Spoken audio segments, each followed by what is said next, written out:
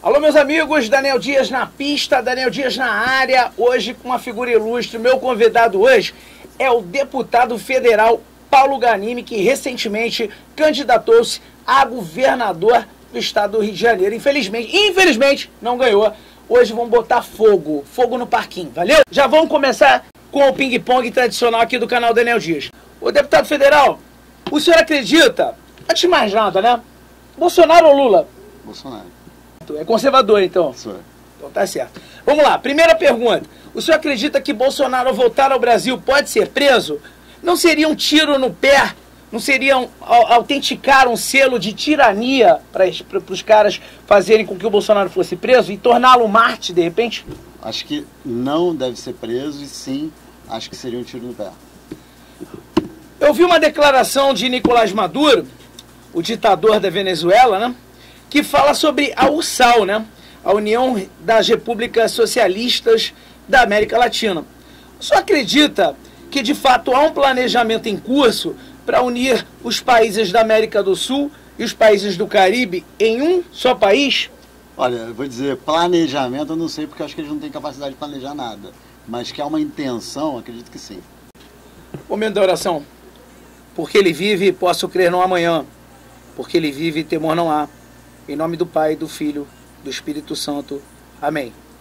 Editor, roda a vinheta e daqui a pouco voltamos.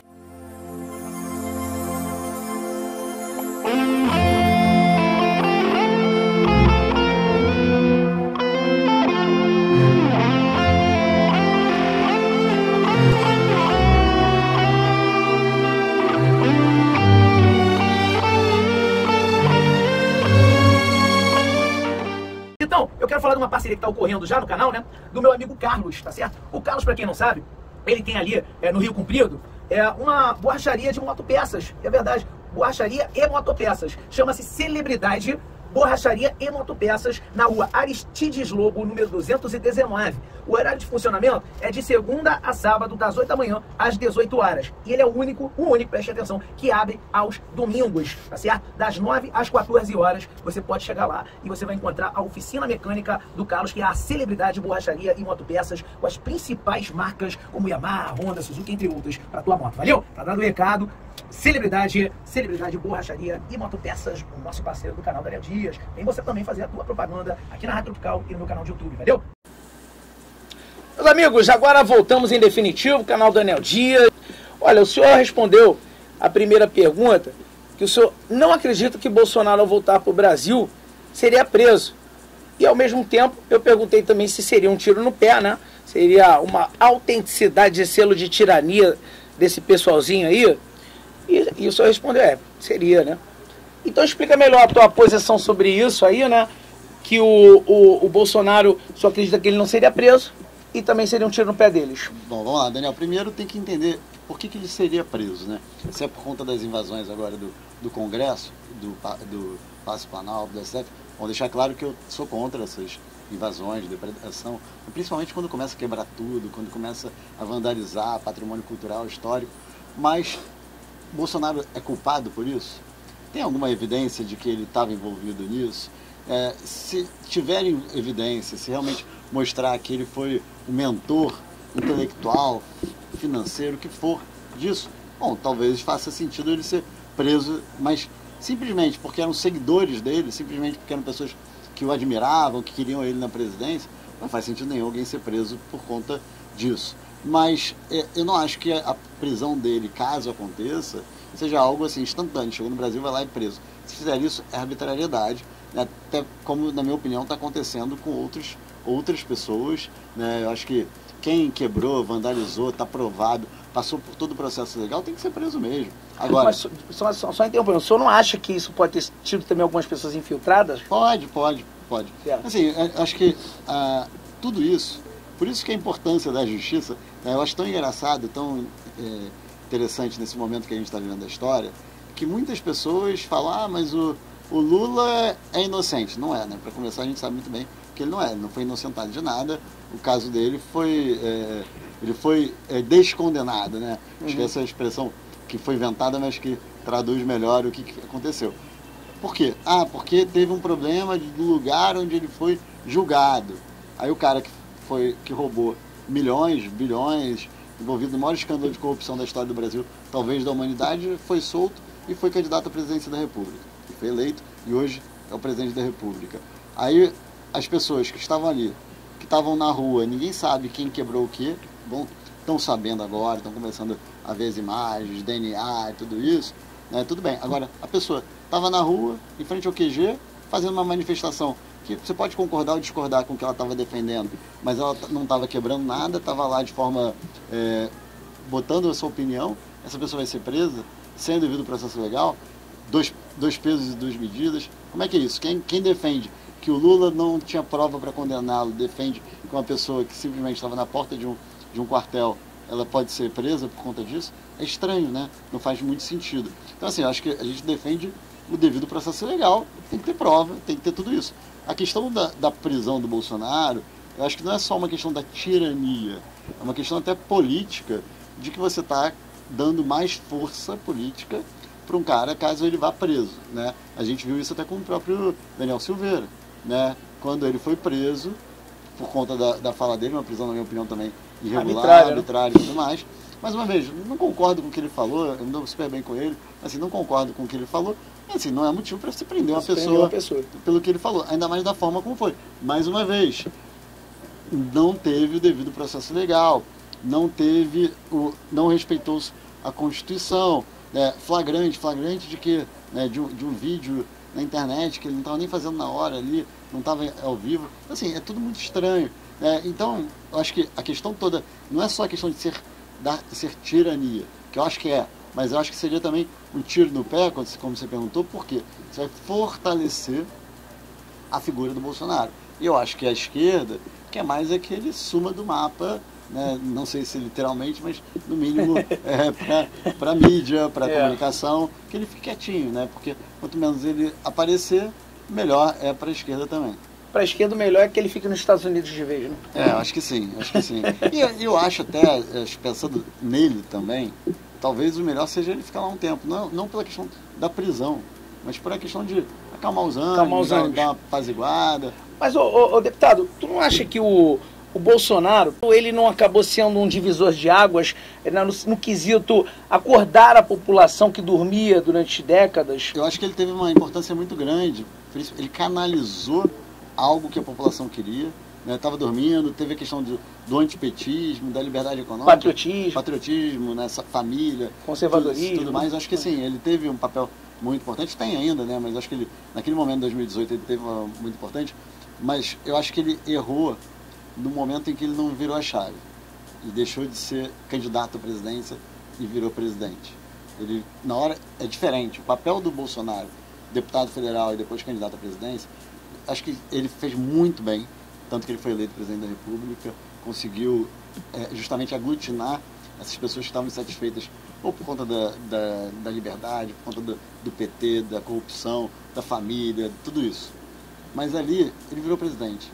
Ele não tem mais de discutir da mesma forma que ele discutia antes com as pessoas. A comunicação tem que ser um pouco mais séria. Eu sei que é o jeito dele, mas o cargo também pede uma liturgia. E sabendo ainda mais, eu acho que aí também entra um ponto. Mas a mídia bateu muito nele, a Globo e tudo mais. Sim, isso é verdade. Mas ele sabia que isso ia acontecer. Então, você sabe que o cenário é esse, você tem que saber jogar. Igual, você não vai jogar uma final de Libertadores contra o time da Argentina lá na Bombonera, achando que é amistoso, né, no Maracanã contra o time. Você sabe que vai apanhar muito. Vai apanhar muito. Você tem que jogar sabendo que você vai apanhar. Agora, você vai dar carrinho, tesoura voadora? Carrinho vai dar, né? Vai dar tesoura voadora? Não. Mas você também não vai entrar igual jogo amistoso do Maracanã. Eu acho que ele entrou no jogo errado no momento que ele virou presidente. E aí isso comprometeu também a reeleição dele. Claro que teve a pandemia, teve tudo isso. Mas assim, achar que mas a Globo, não sei o que, a mídia, pá. Mas isso era fato. Todo mundo sabia que ia ser assim. Então ele tinha que saber jogar esse jogo. E ali eu acho que ele errou, não sabendo jogar esse jogo, né? Ainda mais que a pandemia ainda exacerbou isso ainda mais. Né? E acabou que deu no que deu. Né? Mas assim, uma analogia bem rápida para a gente acabar essa questão. Bolsonaro foi para mim, o presidente que mais apanhou das grandes mídias velhas, né? Sem sombra de dúvida. Sabe se eu concorda comigo? Que o Lula é o presidente que mais apanha do povo, porque em nenhum lugar ele é bem quisto. É impressionante como esse cara é tratado em todos os lugares. E com razão, viu, meu amigo? Minha opinião. Valeu? Obrigado pelo tema aí. E vamos em frente, deputado. Olha, antes de mais nada, eu vou apresentar o deputado aos poucos para vocês, tá certo? Por tópico, tá? Quem é Paulo Ganimi? O deputado federal Paulo Ganimi, ele é do Partido Novo. Tem 39 anos de idade apenas. Foi eleito pela primeira vez ao cargo eletivo em 2018 com quase 53 mil votos. Um cara que não era da vida pública, olha, é uma baita votação com certeza. Em 2022, ele candidatou-se, como eu havia falado, ao governo do estado do Rio de Janeiro e obteve quase 450 mil votos. No próximo tópico eu falo um pouquinho mais de Paulo Ganimi, não sem antes falar aqui do meu irmão, do meu amigo, né? O Carlos, porque o Carlos, meus amigos, olha, eu vou falar um negócio sério pra vocês. Parceiro do canal Daniel Dias, o Carlos tem a celebridade Borracharia e Motopeças, com as melhores peças de motos como Yamaha, Honda, Suzuki, entre outras, tá certo? O cara abre todos os dias e aos domingos, aqui no Rio Comprido, aqui perto, aqui no centro do Rio de Janeiro, ele abre das 9 às 14 horas. 9 às 14 horas. É o único que abre no domingo, o Celebridade Motopeças e Borracharia.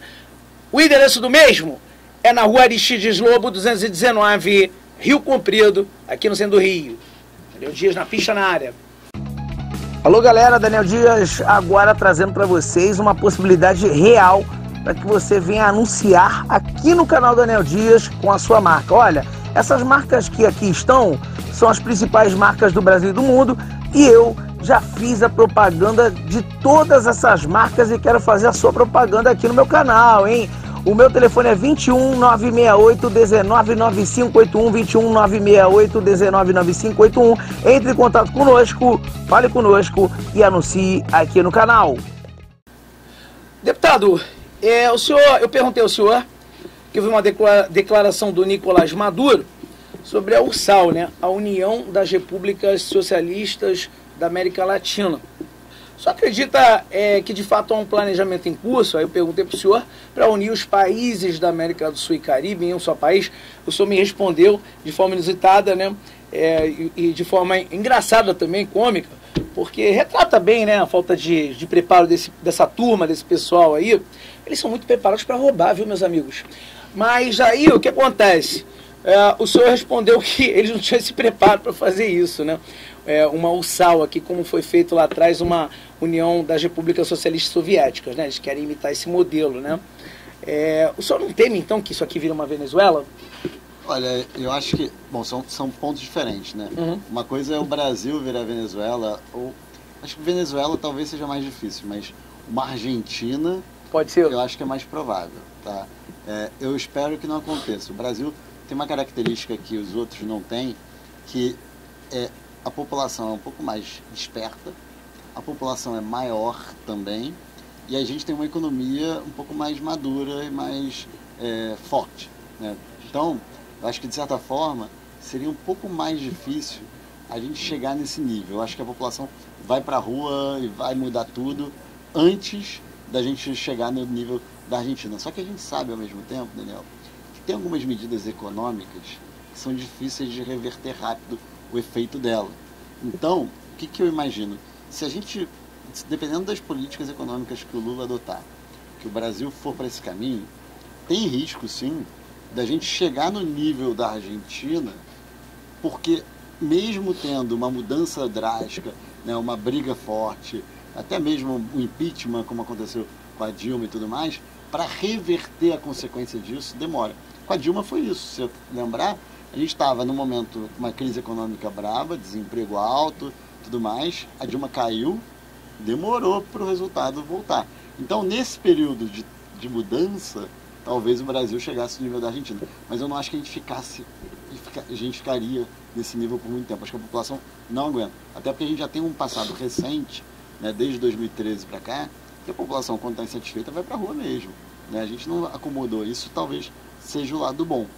Eu acho que a população ainda não consegue, talvez, no voto, expressar as mudanças que ela precisa. A gente viu isso, talvez, em 2018. A população foi lá e elegeu o Bolsonaro querendo mudança.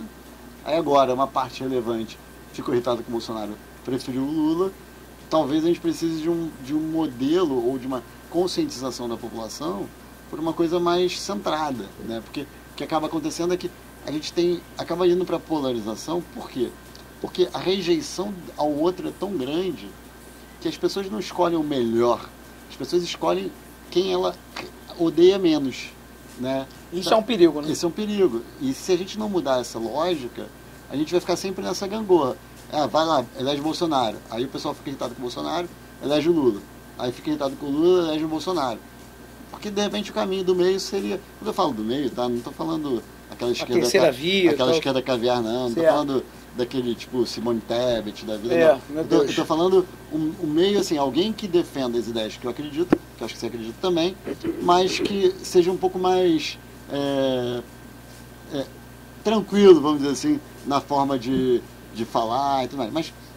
Mas acho que voltando à pergunta em si, né, bom, para começar até, o termo ursal, ele foi uma brincadeira que se tornou para expressar essa união, essa né? união. Então, assim, eu acho que tem uma intenção, sim, né? Tem lá desde as discussões do Foro de São Paulo, tem ideias de moeda única. Eu acho que eles gostariam de fazer isso.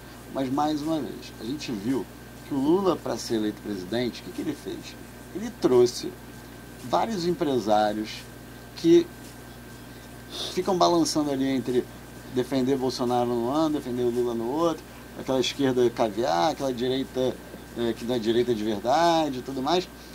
E assim, eu acho que eles preferiram o Lula dessa vez, vários desses empresários, grandes empresários tudo mais, mas que se for para uma economia comunista de verdade, socialista de verdade, eles vão ser os primeiros a defender uma derrubada de um projeto desse. Mas só acredita realmente que o Lula ganhou nas urnas? Olha, eu vou dizer o seguinte, eu não acho que teve fraude de verdade na urna. Eu acho que teve problema, o TSE impactou na decisão, quando impactou a questão do tempo de televisão, rádio e tal, não sei o quê. Teve a mídia, teve tudo isso. Dizer que teve fraude na urna, eu não acredito. Mas eu também não acredito 100% que não teve.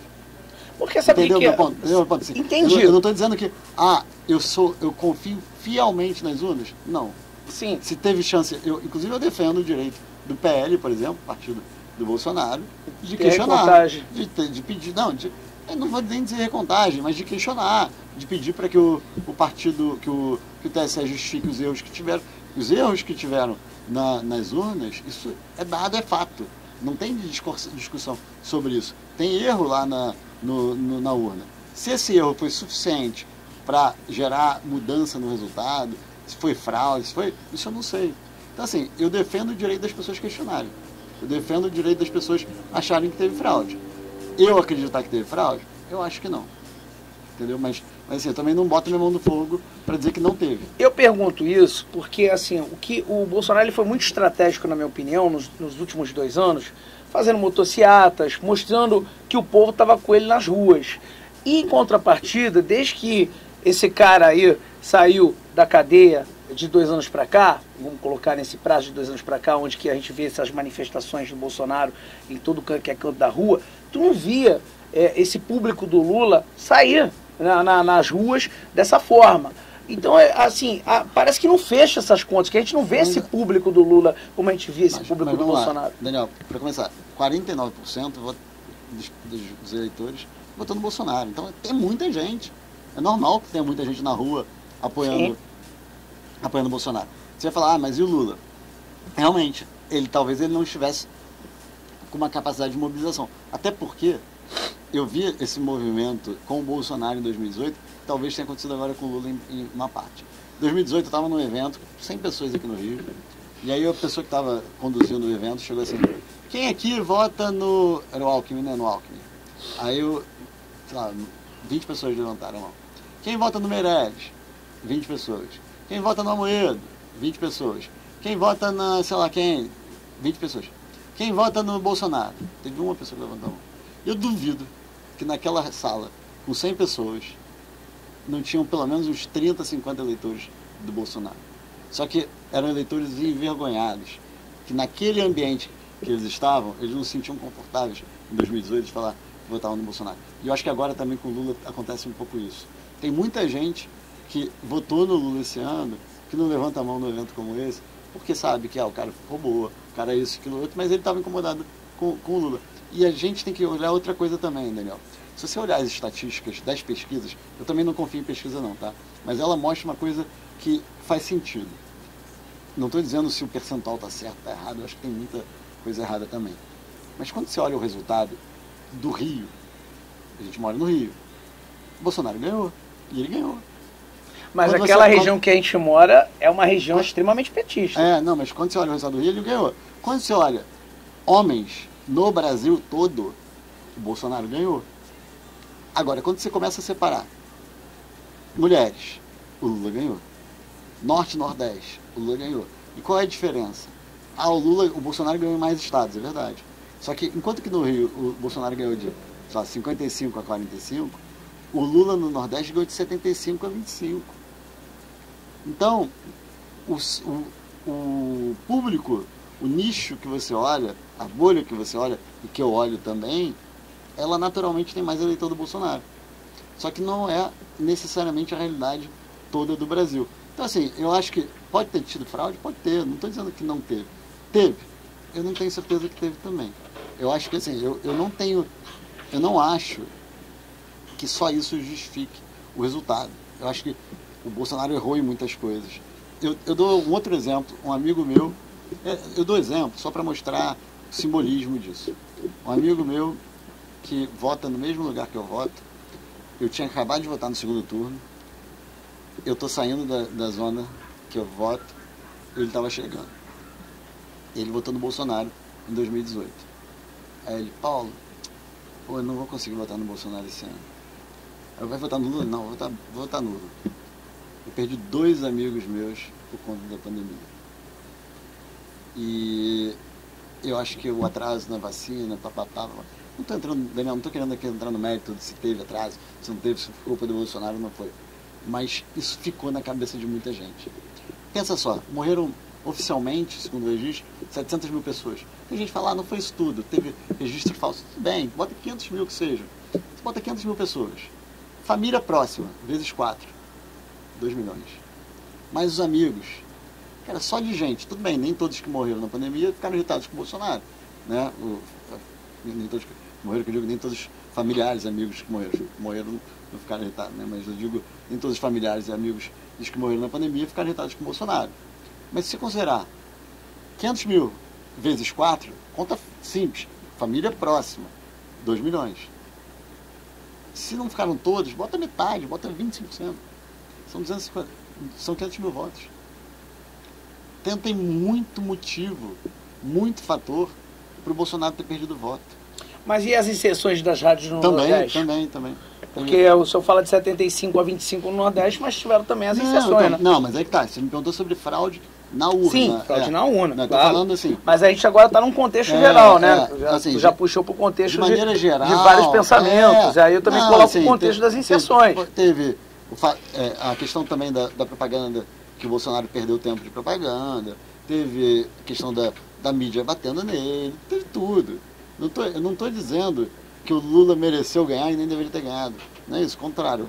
Eu pedi voto, no primeiro turno eu votei no Felipe Dávila, que é do candidato do meu partido, do Novo, que eu acho que seria o melhor nome.